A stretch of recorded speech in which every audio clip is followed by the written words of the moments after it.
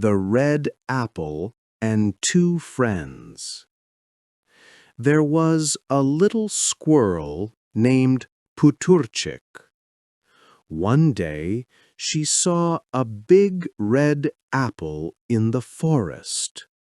"What a big apple!" she said. The apple was too high up. Puturchik jumped and jumped. She tried to reach it with her little paws. Puturchik sat down on the ground. She was tired and sad. "Oh, how can I get that apple?" she thought.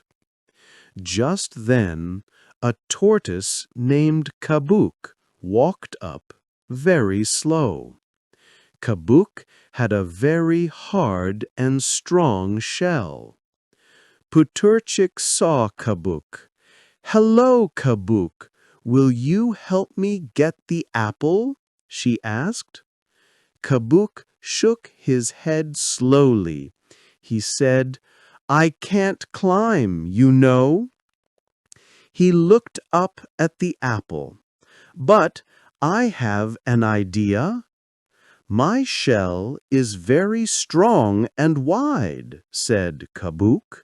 "Step on me, like a little ladder." Puturchik quickly climbed onto Kabuk's back. Kabuk did not move at all. He stood very strong. Now the apple was so close. Puturchik reached out and gently pushed the apple down. Plop! The apple fell to the ground. Puturchik broke the apple in half. She gave one half to Kabuk. "Thank you, friend," she said. Eating together was so good.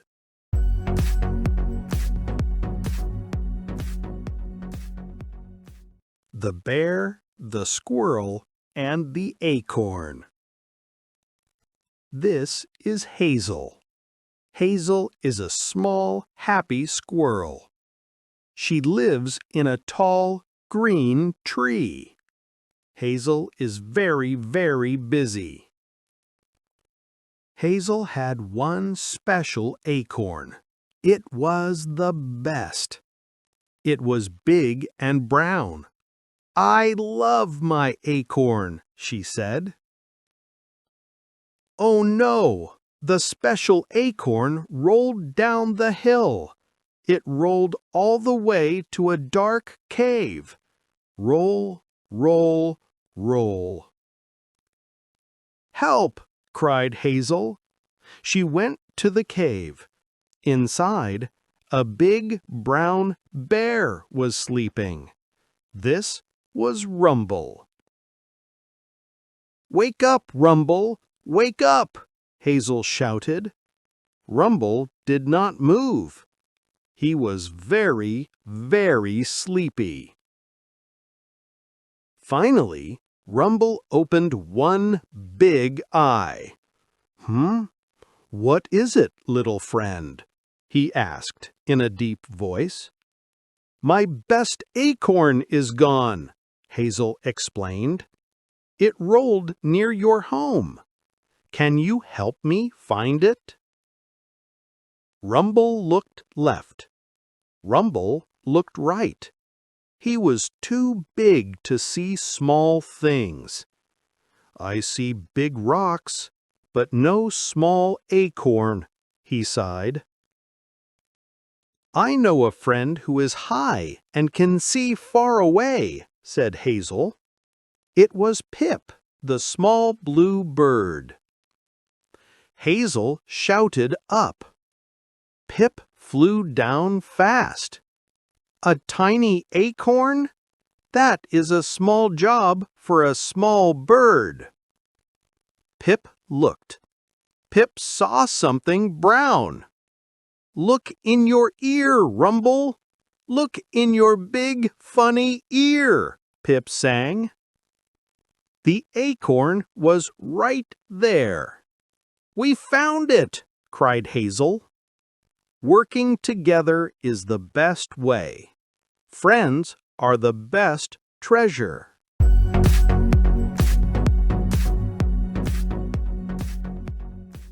Today, Kareem is playing alone. Vroom, vroom, he says. The car goes under the table. It is fun. His big sister, Latifa, is reading a book. She sees Kareem.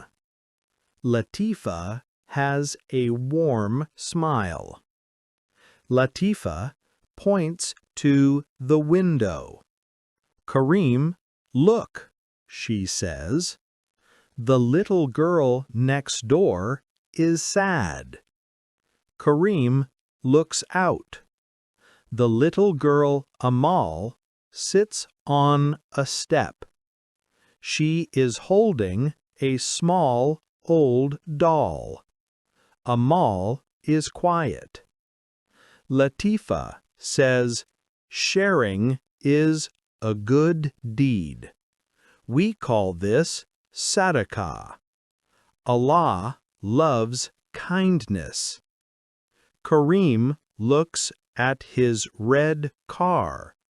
He loves it very much. Sharing is hard, but sadaqah is good. Kareem stands up. He takes his shiny red car.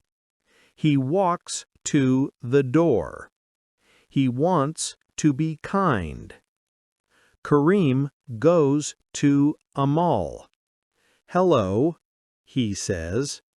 Play with my car? He holds out the red car. Amal smiles. She takes the car. Kareem feels happy inside. Sharing feels warm, like the sun. Light and words. Tariq and Zaid walked to the community center. They went for their weekly English class.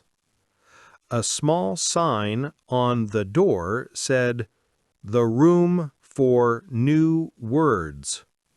Zaid wore a simple white kufi cap. Their teacher, Mr. Omar, wrote a big, simple word on the board, book. What does this mean, Zaid? He asked. Zaid raised his hand fast. Kitab, he said. Tariq wrote book carefully in his notebook. The next word was a little harder, chair. Tariq quietly whispered, ch, air. The sound was hard for his tongue. Sometimes English words felt like a puzzle. He looked down at his desk. Zaid put his hand gently on Tariq's shoulder. Do not worry, my friend. Say it slowly. Ch, air. Remember, friend will always help. Zaid gave him a strong, kind smile. After class, they sat in a quiet library corner. Zaid opened an English picture dictionary. Look, Tariq, what a beautiful picture this is, he said, pointing to a photo of a mosque. Tariq smiled. Now they tried to make not just words, but simple sentences. Tariq pointed to his book on the table. I like book, he said, slowly and with the right sound. The next day, When they bought some bread, Zaid did something brave. He turned to the man at the counter and smiled simply. "Hello," he said. His voice was a little shaky, but clear. The shop owner gave a kind answer. When their shopping was done, it was Tariq's turn. He took a deep breath and made his heart strong. "Thanks," he said, grateful for what he was learning. That evening at home, they drank hot tea with Tariq's sister Aisha. Aisha wore a warm, dark blue hijab. Their success made them feel very happy. Zaid said, "Today was a very happy day." Tariq nodded. Tariq opened his notebook. He was not afraid anymore. Every new word was like a small window to the world. He wrote on the clean page with great hope. Tomorrow. Tomorrow meant new words.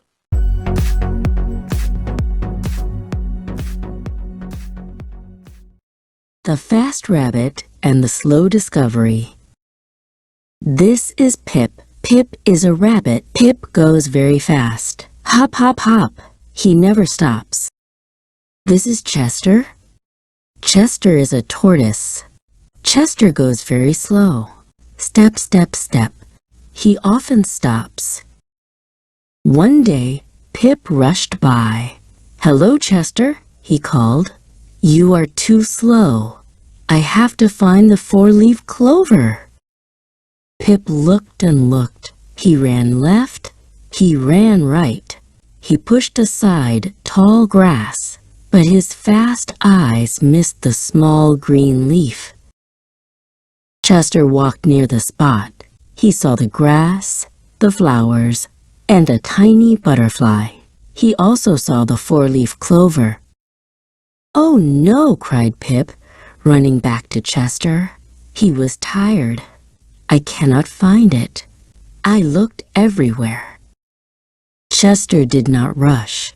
He just raised his paw and pointed. "It is right here, little friend." Pip looked at the clover. "But I passed this spot so many times," he said. Chester smiled a small, soft smile.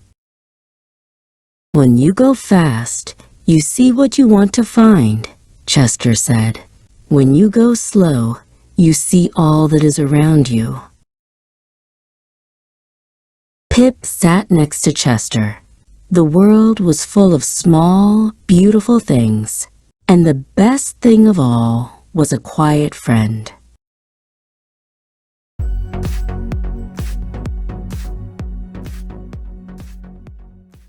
Read The Jump and the Berries. Pip the squirrel loved red berries, but the best berries grew on the other side of the log. The log was wet. The log was big. "It is too far," said Pip. "I cannot jump." Barnaby the bear was walking by. He heard a little sigh. "Hello, Pip. Why are you sad?" asked Barnaby. "The log is too wet and too long, Barnaby," said Pip. "I want the red berries. I cannot jump." Barnaby smiled. "Yes, you can, little friend. Look at the log. It is not too long. You just need a strong push." Barnaby stood next to the log. "Ready, Pip? 1, 2, 3, jump!" Pip took a deep breath. He ran. He made a big jump. He landed safely on the wet, big log. Barnaby clapped his big paws. You did it, Pip! Now you can walk to the berries. Never forget, you can always try. Pip walked slowly across the wet log. He was careful, but he was not afraid anymore. Pip ate the sweet red berries. He looked back and gave Barnaby a tiny wave. "Thank you, Barnaby. I can jump and I can try."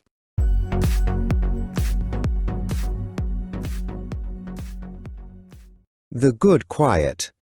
The old wooden pier sighed under the weight of the morning fog, just as it had every summer for the past 20 years. Silas stepped onto the first plank, his boots crunching on loose splinters. He carried a worn canvas bag filled with tools. It was Alistair's favorite place. They had spent countless hours here, fishing, talking, sometimes just sitting in comfortable silence. Now the pier was sagging, the wood soft and rotten in places. It needed care. Silas pulled out new planks and a can of dark stain. Today was not about fishing, it was about keeping a promise he never verbally made. A promise only shared in the space between two best friends. He remembered a sunny afternoon, their hands sticky with fish guts.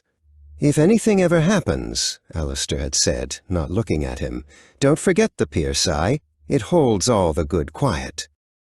Silas sanded the railing where they had carved their initials. The small, uneven S+A appeared, sharp and clear beneath the grime. He worked slowly, deliberately, letting the memory fill the quiet. Hours passed. He replaced the weakest supports, hammered down every loose nail, and then, finally, began applying the stain. The rich, dark color soaked into the dry wood, giving it life again. As the sun began to dip, painting the clouds orange and purple, a sudden gust of wind swept across the lake. It didn't feel cold or sad, but almost like a breath. A release. Silas sat on the newly repaired edge, resting his feet over the water. He didn't speak. He didn't need to. Alistair's presence was as clear as the freshly sanded initials on the railing beside him. He took a small, smooth river stone from his pocket, a stone they had found 20 years ago. With a gentle motion, he tossed it into the lake, where they used to cast their lines. The ripple spread until it reached the shore, a silent, perfect goodbye. Silas stood, picked up his empty canvas bag, and turned his back on the pier. The good quiet was safe again.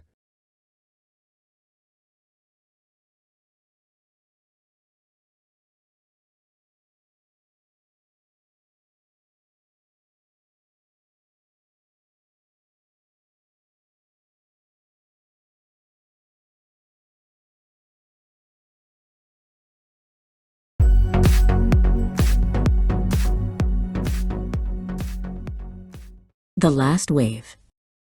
Alara remembers a time when she and Kale were inseparable. Their small coastal town was their whole world.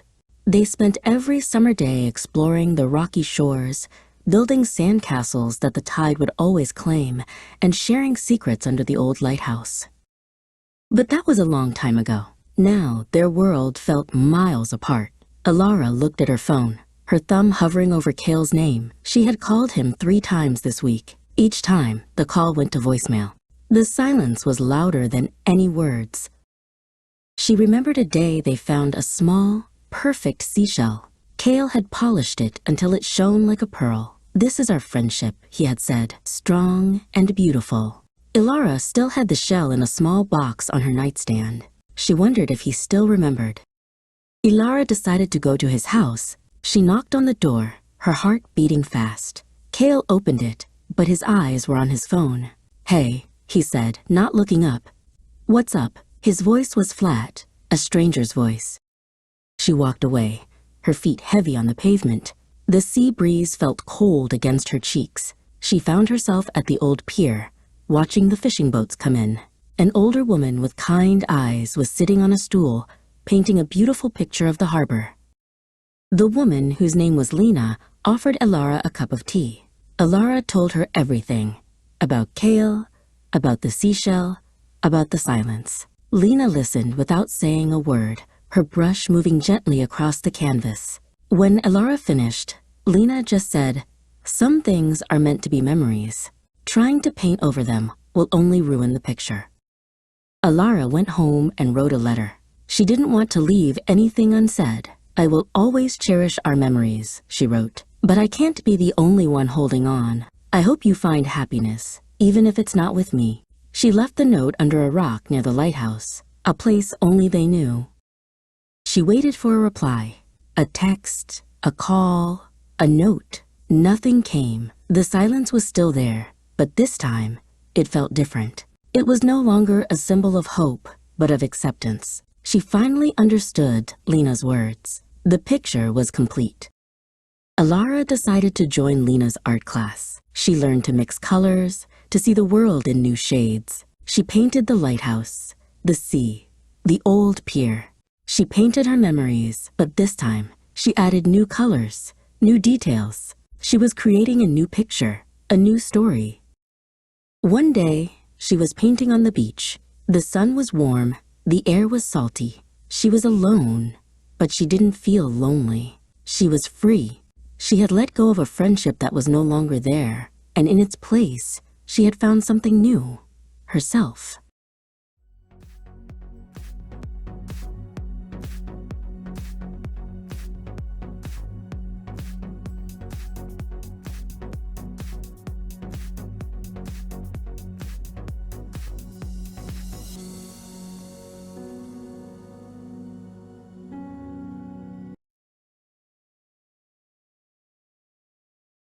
Lyra loved learning English.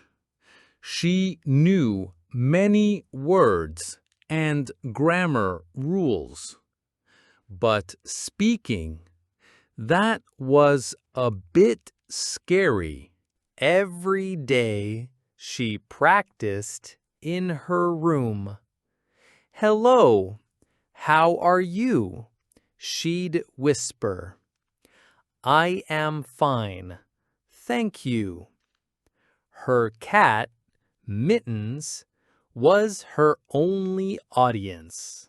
One sunny afternoon, Lyra went to the park. She saw an old man trying to read a map.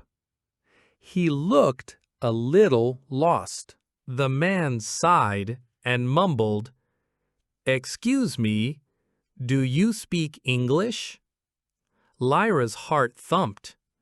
This was her chance.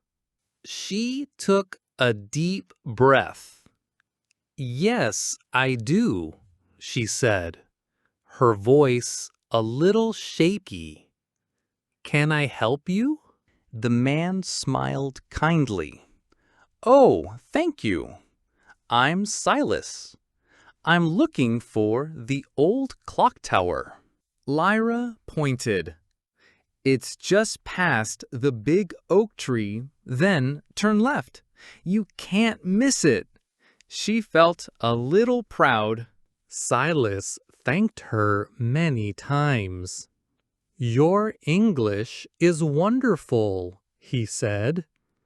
Lyra blushed, a big smile on her face. Walking home, Lyra felt lighter.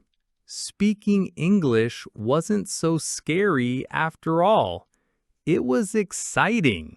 From that day on, Lyra spoke English whenever she could.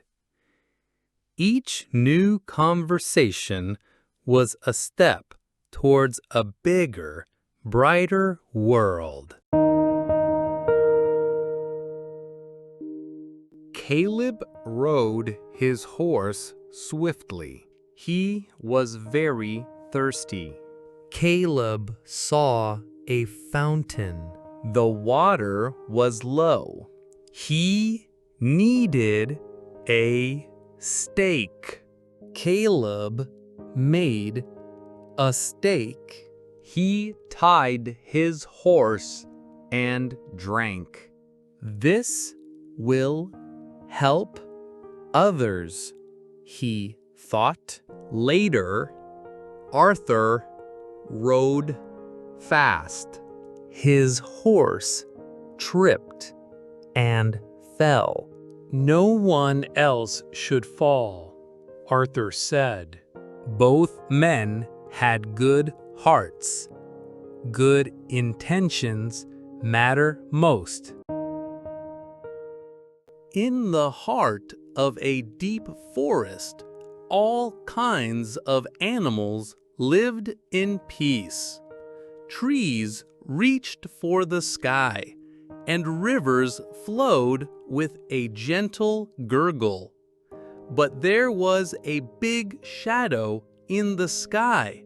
The king of this forest was Leo, the mighty lion, whose roar shook the earth and sky. He was so big that even his steps made the ground tremble. Leo hunted whenever he wished, scaring the other animals in the forest. The animals whispered in fear, worried about becoming Leo's prey every day. One night, they gathered secretly under the moonlight. Even tiny mice came trembling.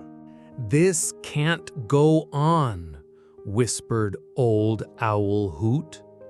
"Our forest is growing quiet. Our friends are disappearing."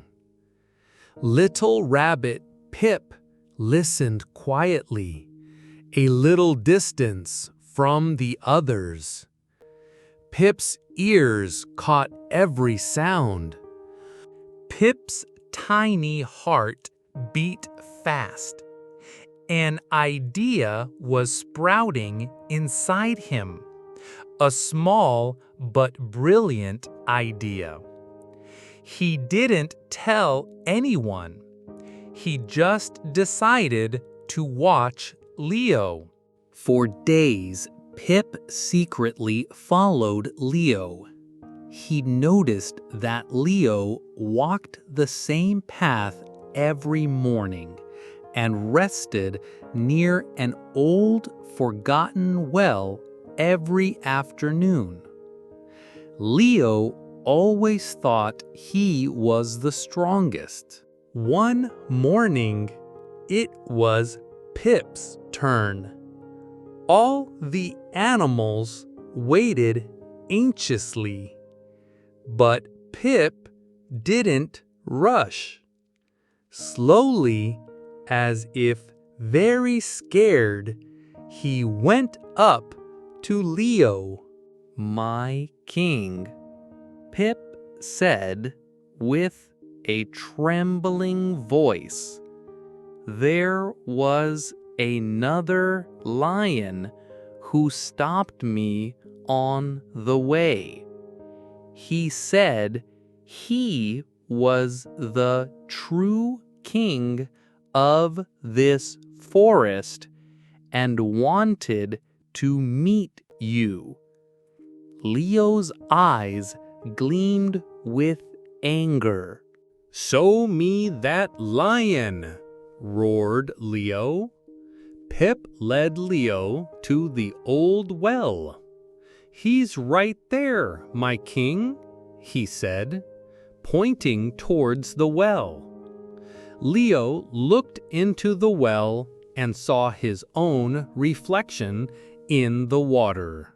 Leo thought it was another lion and jumped into the well with anger. A big splash was heard, and the forest never heard Leo's roar again. Pip ran to the forest, and all the animals celebrated their freedom.